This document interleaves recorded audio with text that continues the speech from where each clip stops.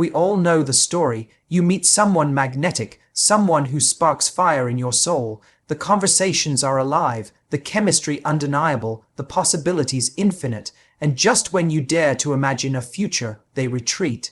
They disappear into silence, they pull away, not with words but with distance, and you're left asking, what did I do wrong? Why does love always slip through my fingers? Today, I want to shift the way you see this pattern. Because the question is not how do I chase the avoidant so they never leave. The question is how do I invite them into a space where intimacy feels safe, where closeness is not suffocation, but freedom. An avoidant doesn't struggle with love itself.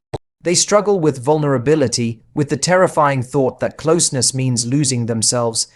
It's not your lack of value that pushes them away. It's their fear of being consumed, of being inadequate, of not knowing how to stay and still breathe. So, how do you make an avoidant commit? You do not beg. You do not overpursue. You do not play the role of savior. Instead, you become the anchor in the storm. You create an environment where love is not pressure, but possibility. Commitment for an avoidant is not a cage, it's a choice, renewed every day when they discover they are safe to be fully themselves. If you want an avoidant to stay, you must understand this paradox. The tighter you grip, the faster they run. But when you release the need to control, you give them the oxygen they've been gasping for. And in that oxygen, they can finally breathe deeply enough to choose you, not out of fear, but out of freedom.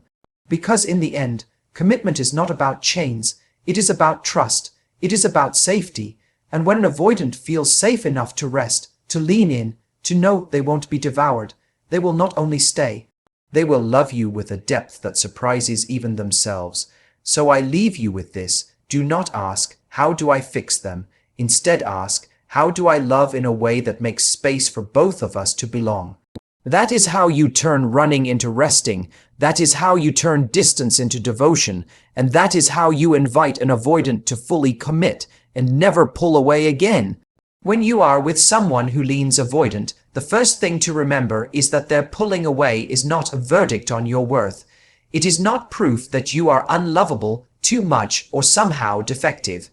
It is a reflection of their inner wiring, shaped often by early experiences where closeness felt overwhelming or unsafe.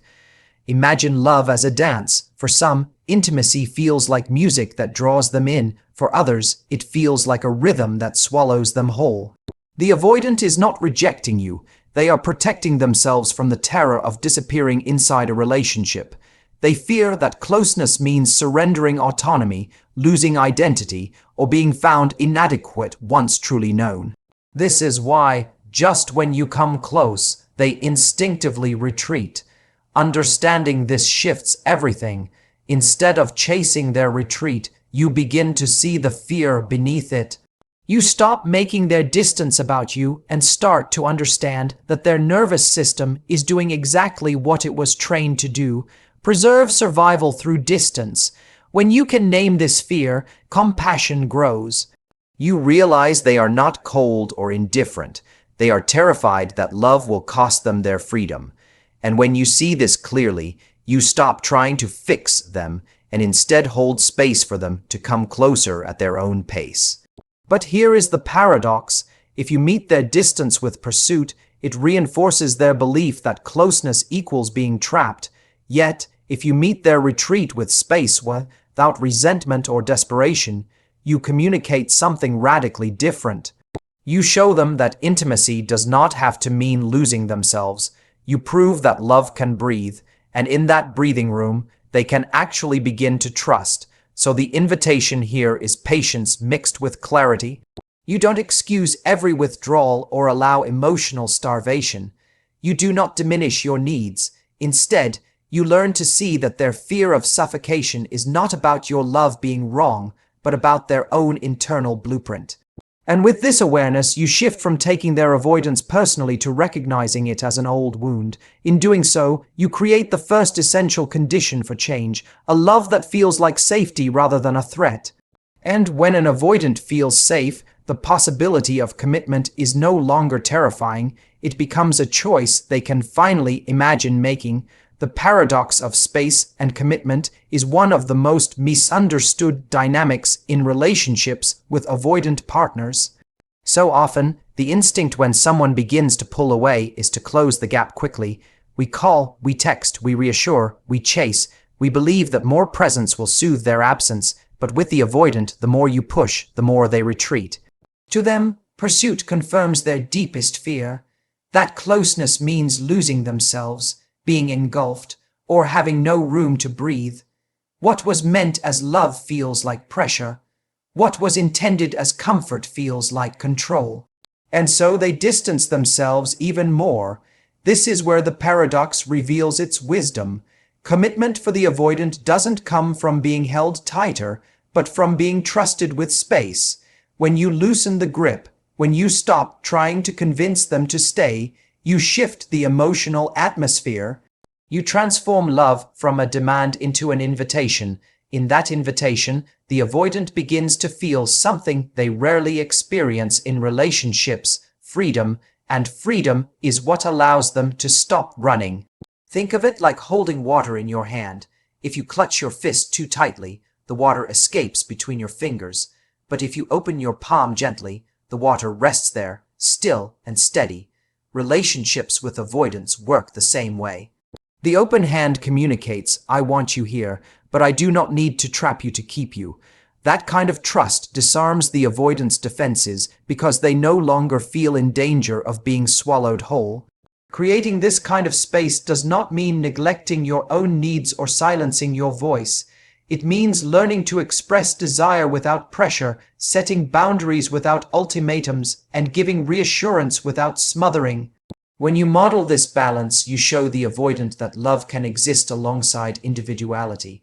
And suddenly, commitment doesn't look like imprisonment. It looks like partnership. The paradox is powerful because it overturns our natural instinct. Instead of clinging, you allow. Instead of chasing, you stand firm. Instead of proving your worth, you embody it. In that shift, the avoidant discovers a truth they have long resisted, that true intimacy doesn't suffocate, it liberates. And once they taste love that feels like air instead of chains, they begin to move toward it willingly, no longer out of fear, but out of choice.